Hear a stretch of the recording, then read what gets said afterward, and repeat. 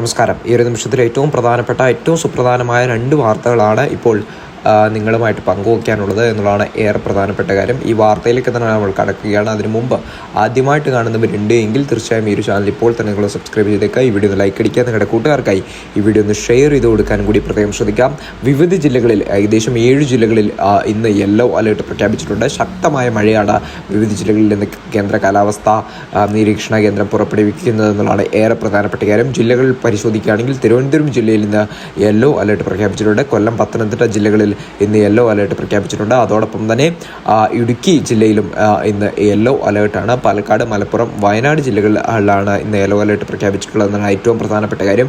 കഴിഞ്ഞ ദിവസം കോട്ടയം ജില്ലയിൽ ഉൾപ്പെടെ ശക്തമായ മഴയായിരുന്നു ലഭിച്ചുകൊണ്ടിരുന്നത്. അതോടൊപ്പം തന്നെ ഇടിമിന്നൽ ഉൾപ്പെടെയുള്ള സാഹചര്യം കോട്ടയം ജില്ലയിൽ ഉൾപ്പെടെ ഉണ്ടാകുന്ന സാഹചര്യമുണ്ട്. പക്ഷേ ഇന്ന് എന്തായാലും കോട്ടയം ജില്ലയിൽ യെല്ലോ അലേർട്ട് പ്രഖ്യാപിച്ചിട്ടില്ല, ഗ്രീൻ അലേർട്ടിൽ തന്നെ നിൽക്കുകയാണ്. മറ്റൊരു വളരെ പ്രധാനപ്പെട്ട വാർത്തയിലേക്ക് പോവുകയാണെങ്കിൽ സൗദിയിൽ ഭൂചലനം റിക്ടർ സ്കെയിലിൽ 4.4 തീവ്രത രേഖപ്പെടുത്തി എന്നുള്ള വാർത്തയാണ് ഇപ്പോൾ പുറത്തു വരുന്നത്. സൗദി അറേബ്യയിലെ കിഴക്കൻ പ്രവിശ്യയിലാണ് വെള്ളിയാഴ്ച ഭൂചലനം അനുഭവപ്പെട്ടത്. റിക്ടർ സ്കെയിലിൽ 4.4 തീവ്രത രേഖപ്പെടുത്തിയ ഭൂചലനം പുലർച്ചെ 2:39 അനുഭവപ്പെട്ടെന്നുള്ള വാർത്തയാണ് ഇപ്പോൾ വരുന്നത്. ന്യൂസ് ഡെസ്ക് ദ ട്രീത്ത് ന്യൂസ്.